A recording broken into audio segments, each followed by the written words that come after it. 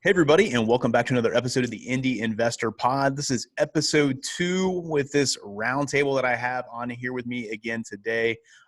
Brought a ton of value the first episode we did. So we got Dan Perez, Bo Kim, and Ernesto Hernandez. And we kind of broke this. We've been planning this for a couple weeks. We want to try to get on here and do an episode together. There's been a lot of positive stuff that have come out of the Indy Out of State Facebook group. You guys are now doing a clubhouse group on Monday nights as well. There's been a lot of value that you guys are bringing. Also a lot of questions that have come up. I was like, hey, maybe we can get on and kind of talk about some of this stuff on the Indy Investor Pod, because that's what this podcast is for. This podcast is just for kind of helping people out, helping educate, doing anything that we can to, if you're investing in Indianapolis, just giving a little bit of insights, talking strategies, but just really to help out is really what we want to do through this. So I really appreciate your guys' time, the value that you guys are bringing. And with episode 1, we kind of did a little bit of kind of being on the offensive, some things you can do to set yourself apart and that type of thing. On episode 2, we're going to talk about kind of just being on the defense, making sure you kind of take care of yourself, your investments, your team, that type of stuff. At the end of episode 1, Bo kind of he kind of left us with a really good piece of advice, I think, of making sure that you're kind of checking out your line items from your contractors and stuff like that, but not being a stickler with it. If it's something, don't haggle over, a couple $100 if it's going to get the deal done, or just making your team feel a little bit better and stuff. And I know, Dan, you and Kelly have kind of had some really good advice on kind of this piece of, number one, I think you need to be able to read a line item and make sure they read an order of, for contractors of what they're looking at and stuff, because you might not want to be a stickler, but you need to make sure you understand what's going on. And I know Kelly actually had some really good advice on that 2 weeks ago on the call. But Dan, if you don't mind kind of kicking us off today and just talking about some advice that you've given and some things that you've done, process you've put in place to kind of, check that stuff, but really be on top of that too. And not that let that deter any deals. This is actually one of our favorite parts of our process, from acquisition all the way to either leasing or ultimately selling to an occupant. Kelly and I, going into every deal, what we've learned is we look at each deal independently, and we tend to document what went well and what didn't. So basically, what do we want to change and what do we want to continue or even revise it a bit? You can always get better with every deal. But what we did up front is we used to have our inspector go into the property. They would get an inspection report written up. Then we'd have our GC go into the property. They'd put a scope together. Now we'd have this scope that we were brand new, so we didn't really know what a lot of these things meant. And then we have this 90-page inspection report that neither of us really wanted to read. So what we would do is we would typically go with the scope of work that the GC would give us. What does that lead to? We'd say, oh yeah, the numbers look great. It works for our BRRRR numbers or whatever you want to call it. And then we'd get through into the middle of rehab and we'd say, hey, there's all these change orders. Why wasn't this caught? Well, when we look at the inspection report, it was in there. And so we said, how do we reduce these change orders in order to put ourselves in a better position so that we don't go in thinking that our numbers are $20K for rehab and it ends up being 35. To do that, we had our inspector now walk with our GC every single time now, whether it's a rental or a flip. We have our inspector and GC go through together. And what I tell our GC is, please include any of the material items related to foundation, roof, electrical and plumbing. Please include that in your scope of work. So when I get something, I now know it's a comprehensive, complete list of what numbers we are looking at. You can tailor it from there, but you at least know materially everything's in there. So we now have confidence whether we have to go back to the seller for a reduction in purchase price or if the deal is just flat out not going to work. The last layer that we put in there is also, if it's a flip, we also add our agent to that walkthrough as well. So we have our agent, our inspector, and our GC walking the house together so that the agent, when he gives me an ARV, he's confident that the work that my team's doing will get us to the finishing touches to obtain that ARV, because we've had disconnects in the past where we have a cheap rehab, but then we had this ARV that was set, but the expectations were not aligned. And so those are some small things that you can do to put yourself in a better position. And then the thing that I think we're famous for, and that all of our GCs and everyone we work with knows, is at the end of all the work being done before I issue final payment, and I say this up front, I have my inspector go back through, he carries the scope of work with him, and he says, yes, Dan, every single thing on this scope of work was completed and done correctly. If it was not, we have our GC go back out, make any final touches, inspector signs off, we issue final payment. That now protects us on the back end. That's great too. I know one of the things that, kind of stands out to me with that is that kind of seems like kind of a natural thing of like, yeah, we can just have them go together so they can all be on the same page. But yet there's a lot of people that don't think about that or anything. So it's awesome that you mentioned that. And I know one of the things on the first episode, the word that kind of kept popping up too was clarity. That's one of the words that we kept kind of mentioning things. How clear is that for all the people that are involved, like on a flip deal, the agents involved, the inspectors involved, the GCs involved? That's clarity right there, because they're all talking and they're there together. They're building a relationship too, kind of with that of like, oh, this is a Dan Perez deal. Like, we're going to work together, versus the GC relaying it to Dan, and then Dan's relaying it to the inspector, and then the inspectors, relaying it back to Dan. Danny's talking, like, that's one less way to that's one really good way to not be clear on things by bringing them all in together. It's awesome. It's a system that it's well oiled now, but it's because we've been through it multiple times. And during our first episode, my phone was going off because my agent, we have a flip under contract, my agent was texting my inspector and my GC getting a couple times. He's coordinating all of that because he knows the process, and all it does is make his job easier on the back end because he knows what the rehab is going to look like. He is confident in that ARV. So when we go to market, hopefully the days on market are low, we get it sold, everyone gets paid, and we're all happy. So it's just a process you have to put in and find a team that can work well together on it. Yeah. And it takes time to get there too. Like, that's not like, hey, Dan wasn't like, hey, this is the way we're going to operate right away. He had to figure that out, because we can all attest to this. We've all made mistakes along the way. We've all made it, messed up on a deal, analyzed something wrong, missed something, our contractors, anything like that. It's going to happen. It's going to pop up. If you guys don't mind, I'd kind of get into the show now too of, we're talking about kind of the defensive side and stuff, but I would love to go just kind of around the horn and maybe with you guys and have you guys share, if you don't mind, like maybe something that popped up on one of your deals that you were not, like, you weren't aware of, or something happened and like, oh, I wasn't planning for this. I wasn't ready for this. I didn't even think about this.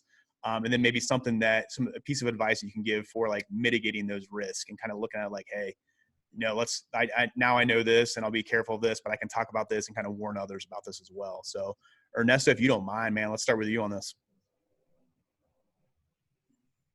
Yeah, one of the hardest things one of the hardest realizations to make and admit is that anything that goes wrong is actually all your fault.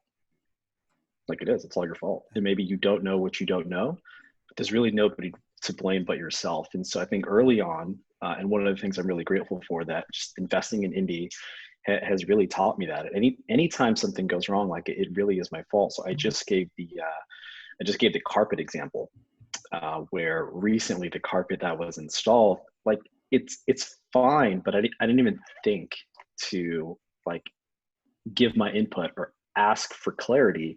Hey, what kind of carpet are we using? Something a little bit more industrial, something a little bit more plush. So I can give you multiple examples of things that have gone wrong, but in terms of, if for someone listening to Dan, I mean, Dan's at a level and at a scale where he's kind of earned the right to have the systems that he does. I think that would be harder for somebody new, immediately implementing a system like Dan's. The biggest thing that I take away is that Dan has a system. He has a very, very clearly communicated expectations with the team on how this works are clearly communicated, and like he doesn't deviate from that. Dan doesn't leave a lot of room for trust, which is, that can be a difficult thing. But for somebody newer, one of the things that I did recently that I had not done prior is, as we put together the rehab strategy after I got back my inspection, is I hopped on a Zoom call with my contractor and my realtor at the same time. We went through the inspection report, we went through the photos, and we game planned together how we were going to move forward. And so what that did for me is it was super helpful to leverage my realtor and the advice that he had on certain decisions to make for the rehab, which ended up saving us a lot of money. For one, didn't need to buy new appliances. Some of the comps did not have appliances at all, and clearly nobody had brand new stainless steel. So my budget for appliances went from approximately $2,000 all the way down to about $600, which was huge. We were able to salvage the cabinets as well, because my realtor showed me a recent listing that he had made that was actually one of Dan's properties, where he was able to make the cabinets look amazing with not a lot of materials. And so for somebody newer, it's like, how can I implement something similar?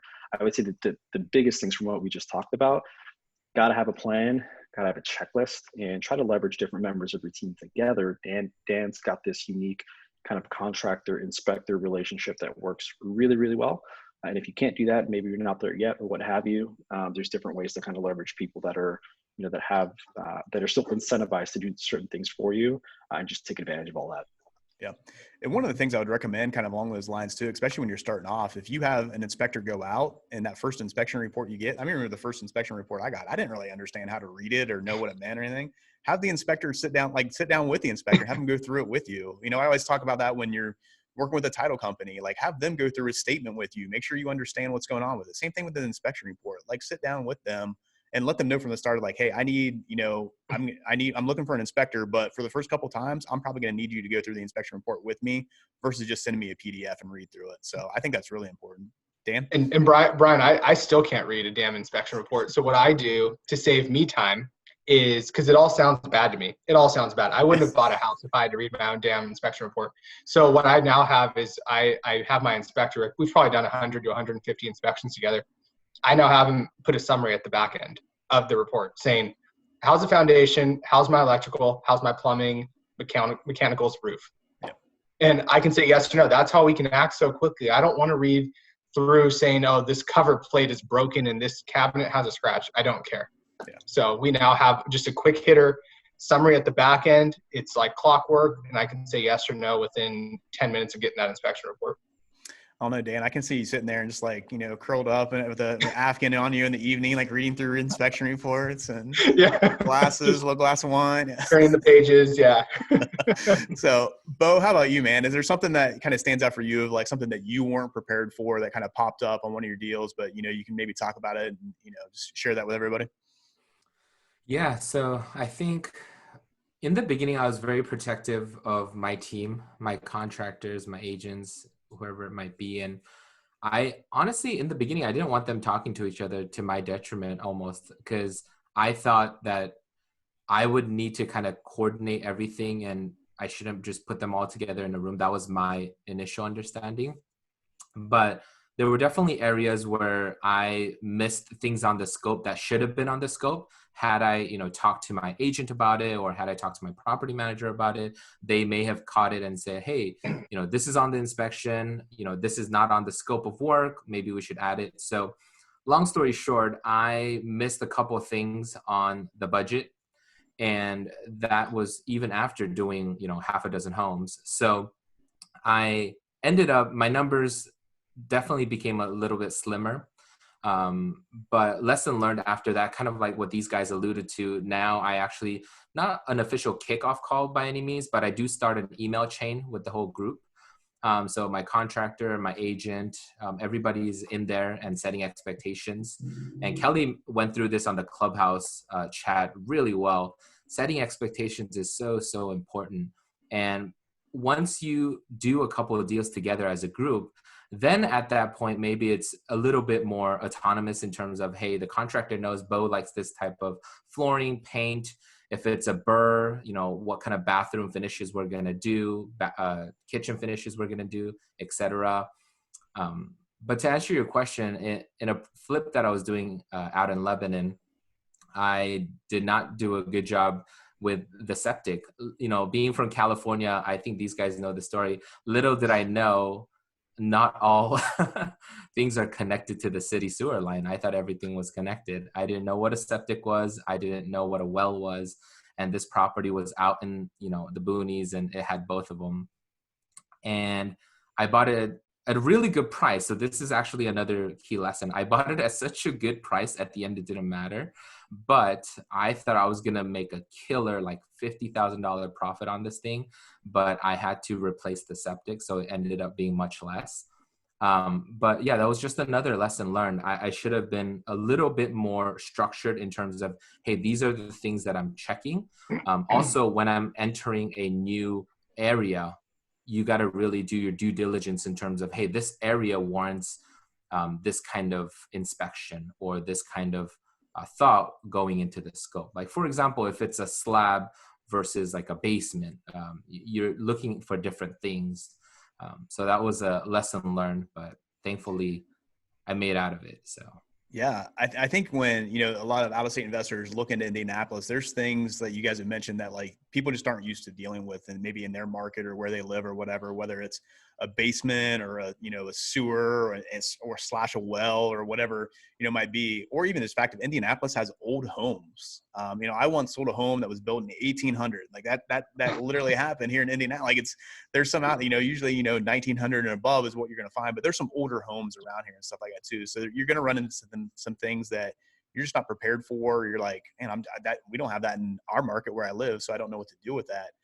When it comes to kind of due diligence and making sure that you're kind of taking care of all those things and things that you might not think of, Ernesto, let's kind of come back to you on this of like, when you just hear like, when you're talking to a new investor that's looking at Indianapolis, maybe they've just starting off, or maybe they've done a couple deals and stuff like that. When they say like, hey, what do I need to do for my due diligence? What's kind of your elevator pitch for that of what they really need to be paying attention to and kind of take care of for themselves?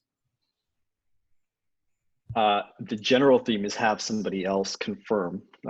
Always have a second person confirm. So if someone's communicating an ARV to you, have your maybe property manager or realtor confirm. So at a high level, it's just having somebody else confirm.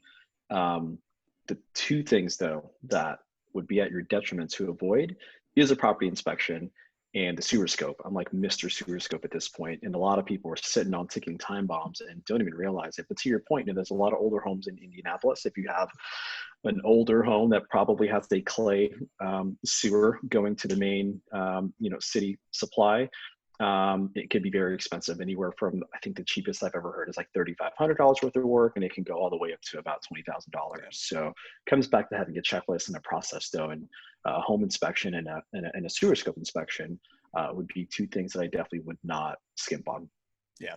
So I know I had Neil Perry on an episode of the Indy Investor Pod of I think it's been about a month ago now, and he really hit on that too, of being an inspector and kind of seeing that. And that's a lot things that a lot of people don't really think about too. It looks really beautiful when you have a nice, mature tree in your, in your lawn or something like that. But then, we look at the due diligence side of like, oh crap, is it going to fall on the house? Is it going to mess up the sewer line and stuff like that? And I would also say too, I think it's a little bit of advice for out-of-state investors is, as I've worked with them, when they hear something of like, oh, there's some sewer issues or there's some foundation issues, don't let that scare you away. That doesn't mean like, hey, no, you can't do this deal, because it can be remedied and you can still have a really great asset on your hands. So maybe you're not ready for it yet. That's one thing too, but you just hear like, oh, it might have foundation issues. It could be a really easy fix, because just like we said, like you might not be used to it in your market, but contractors here in Indianapolis, they deal with it all the time. So they're used to fixing foundation issues or sewer issues and things like that.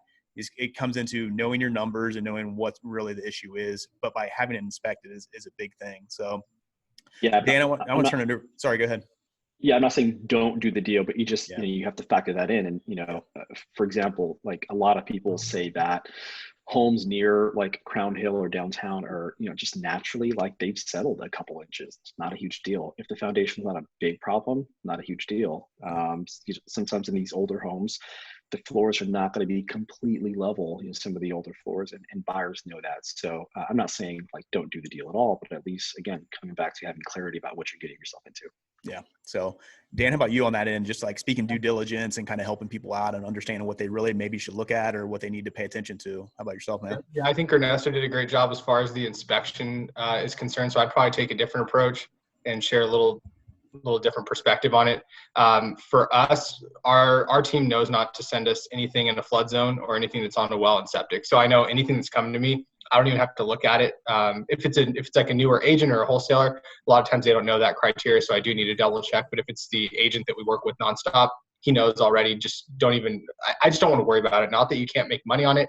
I just don't want to deal with that. It's a personal preference. But as far as other things that people should look for, I always look at what time of year are we in? How is that going to affect days on market? How is that going to affect your exterior rehab? Will that slow you up? And then I also like to look at floor plan, size of bedrooms, and just the overall square footage, and then the street view. I know that's a lot of things.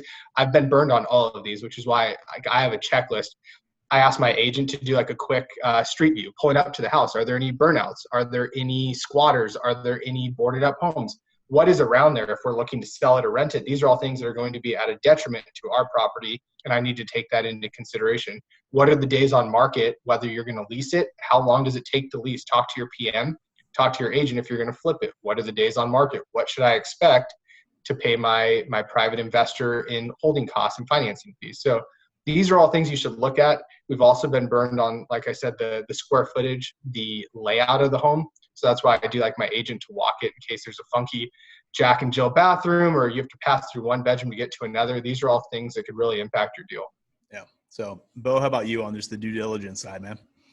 Yeah, so I would second what Dan says in terms of having a checklist. So I used to use a Trello board, and now I'm kind of switching to Notion. I think that's the hot new app these days. But yeah, the Trello board, it's like a Kanban board where I have, hey, acquisition or title work, due diligence, rehab, property management, like different categories, and every step that I need to do under those categories. I think I posted it on the Indy Facebook group years back.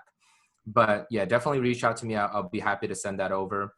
But if you don't have systems, or you're just building out systems, even basic things like really reviewing the sales disclosure, right? I know a lot of us, especially buying older homes and, buying from wholesalers or distressed properties, you might just really write that off because a lot of it just says, I don't know or whatnot. But even though it says, I don't know, just taking the time to review and verify certain things, because it's going to have information about the condition of the roof, the HVAC, the hot water heater, as well as, septic, well, things like that. It's on there. So if you don't know, if you're not sure, check with your contractor, double check with your inspector or agent.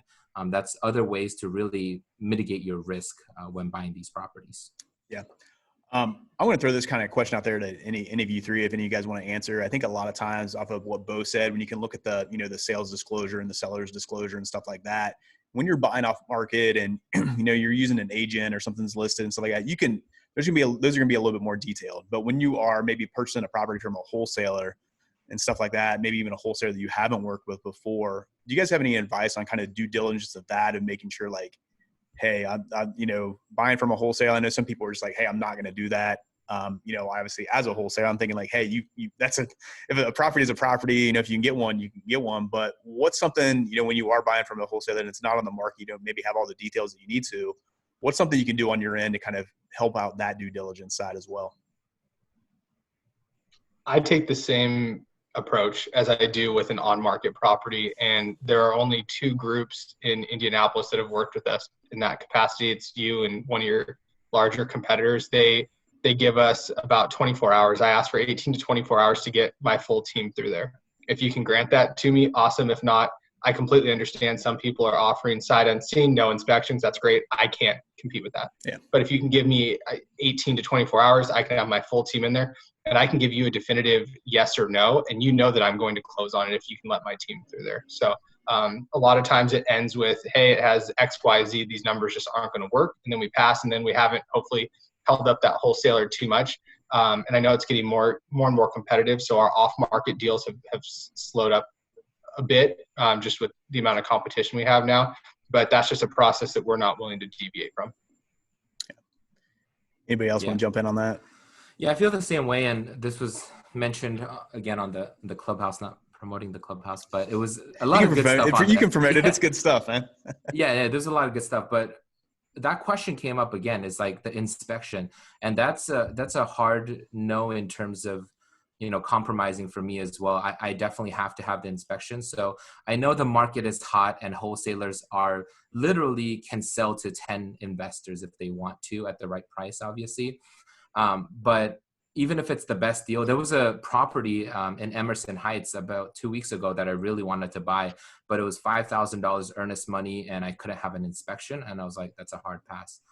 I really can't. But I was tempted to, but newer investors, please, if you want to make sure that you mitigate your risk, stick to your process.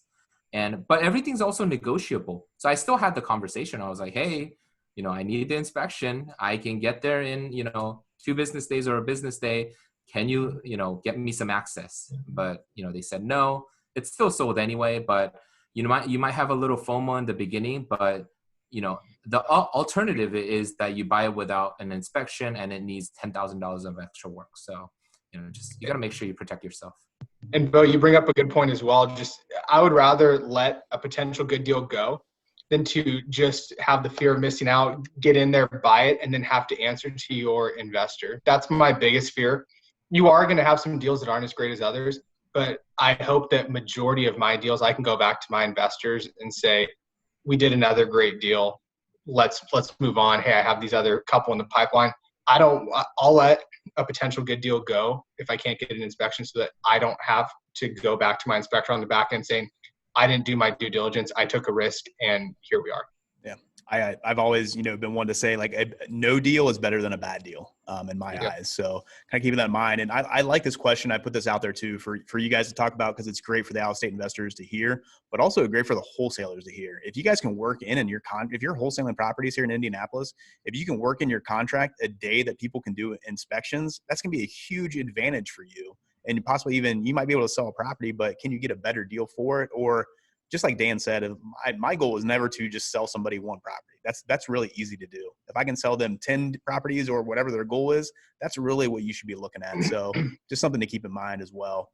I go ahead, Ernesto. The only thing that I would add in the spirit of playing defense is, and what I've heard from other people in terms of having a bad experience with a wholesaler is never send your earnest money deposit directly to the wholesaler. I always make sure a legit and reputable title company is involved. And then lastly, just getting clarity under which terms you can or cannot get your earnest money deposit, because I've heard of people not getting any of it or only getting like a partial refund, and they have this awful taste in their mouth, but ultimately they didn't have clarity. Yeah. No, that's really good advice. I know when the wholesalers always like, hey, send me the earnest money. I'm like, nah, that seems a little odd to me, but no, that's good stuff. I think, so one thing I wanted to talk about a little bit too, just on this is, on kind of playing defense and really just looking out for each other and like kind of building a community. So Ernesto, you started this Facebook group, and like I said, we've mentioned now too, there's like a clubhouse room and things like that. You guys are leaders in kind of giving back a little bit and helping, giving your experience and helping other people out. That's the purpose behind this podcast for us as well. You guys want to talk about kind of what that kind of almost like taking advantage of that platform as an out-of-state investor? Like that's what people should do. That's what it's there for. Things like this pod, the clubhouse room, the Facebook group, stuff like that. Like take advantage of that. Don't take advantage of the people and kind of expect, too much out of them or anything, but take advantage of the information that's on there so you can play defense and so you can play offense even too on some of those things. So Ernesto, you want to talk about that a little bit? Just like kind of what that Facebook group has started and what it kind of means for you, but how people really could like that's a huge tool for out-of-state investors to be able to use. It is. I firmly believe that community now, and thanks to the contributions of locals and other people that invest, that take the time to chime in, I firmly believe that all the resources you need to A, get started, and B, be successful a lot faster than it takes most are all in there in terms of like how to maximize it. I would say just a few things that come to mind off the top of my head. Don't be an asshole. Anyone who just constantly asking, there's nothing wrong with asking. There's a right and a wrong way to ask. But if someone gets the sense that you're just constantly taking, that gets old. Definitely take action on whatever advice has been, thrown your way. When people, there's a saying that says that if you stop doing what your mentors tell you to do, your mentors are going to stop mentoring you. So nobody, all of us, again, really like nothing makes us happier than to see other people do well. And that's one of the things that brings us together. But when people are just constantly asking and never take action, that gets old. What was the other thing I was going to say? Use the search feature. I think it's huge too. That's Dave Blackman, right? Proximity is power. That's another thing. So anytime, sorry, I'm on my Tony Robbins box today, but you start to see familiar names and they're showing up and they're being present, and you start to see kind of repeat attendees on the clubhouse calls. That at least demonstrates some a level of dedication. Anytime there's a networking opportunity, now I know there's a huge community in Los Angeles and San Diego. They get together every now and again. Go to those. If the Indy symposium comes around, go to that. If anything, just to meet other people, because ultimately this is more, back to something that Ryan from FS Houses said a little over a year ago. This is not a spreadsheet business. It's not so much about X's and O's. It's all about people. So the closer and the more effective and authentic your relationships are with people that are in this industry and in this market, that's going to just expedite everything so much. It's amazing how one connection or just one relationship that you come across can change your whole entire life. So you never know how that's going to happen. And just by putting yourself out there and even just trying things and putting yourself in rooms with certain people and asking questions and things like that, like it's amazing what it can do. Also, that term "ask cool," I like that. I'm going to steal that from you if you don't mind. I'm going to use that in the future. So, Bo, how about you, man? So you also have the podcast, like kind of throw into with the Facebook group and with the Clubhouse room and stuff like that. You also have a podcast that you do an awesome job with. So kind of having those platforms and being able to give back and in that spirit of having people kind of take advantage of that for the knowledge and for the information they get out of it. Like what's your advice to them of just kind of reaching out and like listening to things like that? Yeah. So when I first started, and I shared the story on the Indy pod, a couple episodes back, I was really surprised to see in a positive way how real estate investors, especially more experienced than me, were willing to really give back. I didn't know. I thought maybe there was like a hidden agenda or a motive, but a lot of these successful investors really want to see other people grow and not make the mistakes that they did. And I'm the same way. I shared on your podcast, I believe, the $10,000 turnkey mistake that I made on my first property. And I got a lot of messages, people asking me, hey, what's that $10,000 mistake you made, right? And, the best lessons I feel like are made on other people's dollars. So if there are ways to attach yourself to certain people that you can really learn from over their shoulders and they're willing to share with you, just really build genuine relationships with them, not just, hey, I'm kind of trying to get close to you so that I can ask my questions and leave, right? I mean, we can very easily see through that. But there are other people in the Facebook community or Clubhouse attending every week, responding to questions. And then later on, they kind of share their case studies, like Phil Kim, Asil, like all of those guys are now giving back to the community. And it's really awesome to see. So I really hope that this new wave of investors that come and join our community will do the same thing. Definitely ask a lot of thoughtful questions, but do your own homework before you ask them, and then talk to a lot of investors and then share what you have learned. That's the best way to really grow the community and benefit from it. I love it, man. So Dan, anything to add to that? Yeah, I would say the first thing with things such as this Facebook group, Bigger Pockets, the Clubhouses that you can go do.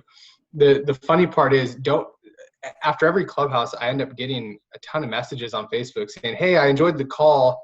I have these questions. Like, we're on the call to answer your questions. So just have the confidence to come out, introduce yourself, let people be familiar with you, and ask it there. Like, the whole point of us doing that is to somewhat save us time on the back end, not having to answer all these one-off questions. We know they'll still come up, but it's I always laugh because Kelly and I are like, how many messages do you think we're going to get right after the call?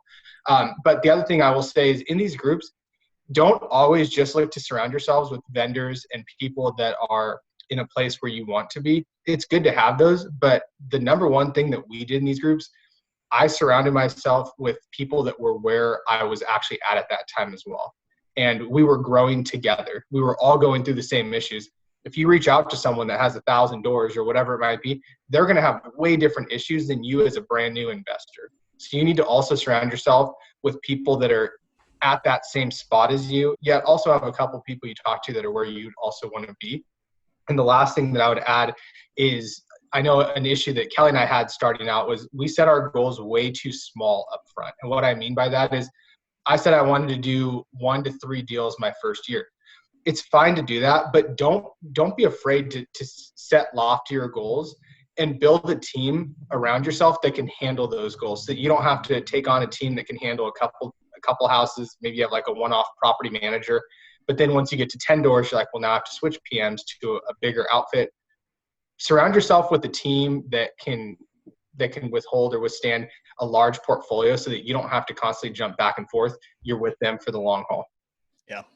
No, I really like that. And then just kind of go back to something you said of, the people that are asking questions afterwards and stuff like that. It kind of goes, as a former teacher, it kind of comes back to that. Like, if you have a question, like, ask it, because somebody else is probably wondering the same thing. And the thing that always goes through my head with stuff like that is, people are following up with questions to you guys afterwards. Think about all the people that are not even doing that and that still have questions that are going unanswered that they're not putting out there on, on the Clubhouse or in Facebook group or whatever it is, that they're just going unanswered and they're just still stewing on that stuff. So you have questions, like, ask. That's what it's all about.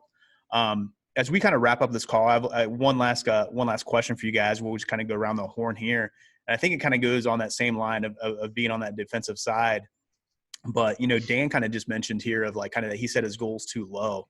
I think sometimes people, what their expectations of kind of managing the expectations of what can really happen, what you can do for the positive and for the negative. Like, maybe, people set their goals like way too high, or they expect on every single flip to make $30,000 on every single flip. Like, sometimes the expectations are unrealistic. So Dan, I'll start with you on this one. But when it comes to kind of just managing expectations in Indianapolis and what it can do for you as far as investments, do you have any advice on that, of just kind of how people can go about of when it comes to managing their expectations and what they can do within their investments? Yeah, so I think you start with focusing on the people around you, and then the profits will follow.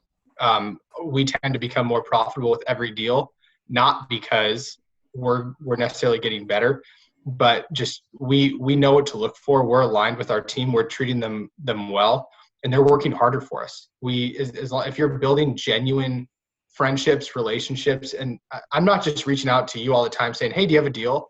It's, hey, how are things going? Do you need help with anything? Is there anything I can do to give back? Of course, I'm going to bug you and Randy for deals here and there, but don't just make it about the deals and the profit. Make it about the people you're surrounding yourselves with, both investors and vendors. The rest will follow. But specifically to answer your question, even if the deal is not a home run, take it down and let people know that you take action and can do a deal. After that first one, everything becomes so much easier for you. You have a newfound confidence. You can go out and get money a little easier, and people know, hey, so-and-so's in the game now. Let's start sending them some deals. Nice. Love it, man. So, Bo, how about you, and just kind of managing the expectations that an investor might have when they're looking at Indianapolis? Yeah, I think, those expectations might become more apparent and settled when you talk to other investors as well. It's like, hey, what are you looking for? If you talk to a dozen other investors, you might see a trend and really normalize your expectation in terms of the cash on a certain property in a specific area or an asset class versus, the return on a flip that you can potentially get in Indianapolis, right? So talk to a lot of investors like Dan mentioned. And I really don't know how this group started. And there's like a core group of us that we just talk indie real estate all the time. And I don't know how we came together, but I'm glad we did, because, there are a group of guys that I can just quickly shoot over a text and it's like, hey, have you guys seen this? And collectively, we probably have done enough deals where we've seen a thing or two at this point. And they can just say, hey, I've seen this, or you should talk to this guy or talk to this electrician or whatnot. Just had that conversation yesterday. So just really talking to other investors is extremely helpful. And quick story time, I was talking to Dan on the phone like 2 weeks ago, and he mentioned how he was finally doing a deal with Simple. And I was like, that's super exciting. I haven't, done a deal with Simple in a couple months. So I hit up Randy and I was like, hey, I heard you're doing a deal with Dan. I need a deal. And, lo and behold, we're doing a deal and we're actually closing today. So, as long as you really stay on top of like building relationships and staying close to people who are taking action, I feel like it will really motivate you and kind of steer you in the right direction. Because what I've kind of realized is success breeds complacency. And not saying that I'm successful by any means, but if you have a couple wins, you might say, hey, okay, I'm okay not doing this, not doing that, right? But you always really have to stay focused on the end objective and keep pushing, because especially for newer investors, it's a numbers game. So if you really feel stuck and you're kind of bummed because, you see Ernesto doing deals, you see Dan doing deals, but you really can't find that flip. And, and I'm talking to a lot of people in my circle right now as I'm saying this. They're looking for deals and they can't find deals, but it's a numbers game. If other people are finding deals, they're probably really putting in the work. They're underwriting probably close to twice what you're underwriting to find that one property. So, don't give up, put in the work, and you'll find success. Yeah. And I'd say also, just to add to that, like, don't just wait for the deals to come to you, like kind of put out there too, of like, just checking in with people. Dan gave really good advice on like, hey, just checking in to see how things are going. But then it doesn't hurt too. Like, hey, did you see that Lakers game last night or something? But also, hey, I'm looking for a 3-1 in this, that kind of thing. Just put those reminders out there. So Ernesto, how about you on just kind of finish this up here on just kind of managing the expectations of what investors can really do here? In terms of managing expectations and kind of tying that in with, being on the defensive. I say this all the time. I'm not trying to sell anybody a dream. Like, this is not easy. All of us have been burned and hurt at some point in the process. So know that. So if you see other people and they're thriving and you feel FOMO or you're jealous, like there's a lot more that happens under that iceberg photo that everybody has in their office, behind the scenes. So know that is a very real reality of this business. There's a fantastic Michael Phelps commercial that just came out with Under Armour, where he talks about like, it's not about the goals, or it's not about the goal, it's about the goals. And he specifically says, I want you to close your eyes and visualize when something goes wrong, how will you respond? It's not, can something go wrong? Like it's something is going to go wrong, and you have to be prepared to just quickly kind of recover from that. And lastly, I would say just, again, we're trying to tie this back to people that are trying to get started is, don't compare your chapter 2 to somebody else's chapter 10. Some of us have been doing this for a lot longer. And eventually, if you stick with it, you're going to like that moment where people feel comfortable scaling is different for everybody. And a lot of that has to do with the people that you kind of vet and work with. And some people find their people earlier than others. For some people, it takes time. And Nick Giuliani wrote a great blog that just like any, championship sports team, sometimes you're going to have to cut people. You're going to have to make trades and upgrade your team and trade your quarterback. That will happen. So in terms of managing expectations, those are some kind of thoughts that come to me. Yeah, no, that's great stuff. And I think it's, with that of like understanding that like we were all in your spot at one point, and then we're at this point now, but we all have expectations to get to another point and stuff like that here. So I think it's really good advice. And honestly, if I think about it, I don't think any of us would have been on this call 4 years ago to be able to have anywhere close to this conversation or anything like that. So which is kind of crazy to think about. So awesome stuff, fellows. Really appreciate all the value, all the insights, everything you guys do for the real estate investing community here in Indianapolis, and just, kind of nationwide too, of just everything you guys are doing. So really appreciate you. This is a wrap for these 2 episodes. I was able to spend time with these guys. Really appreciate that. Good stuff. And with that, it's a wrap for this episode of the Indy Investor Pod. We will see you guys next time. Take care.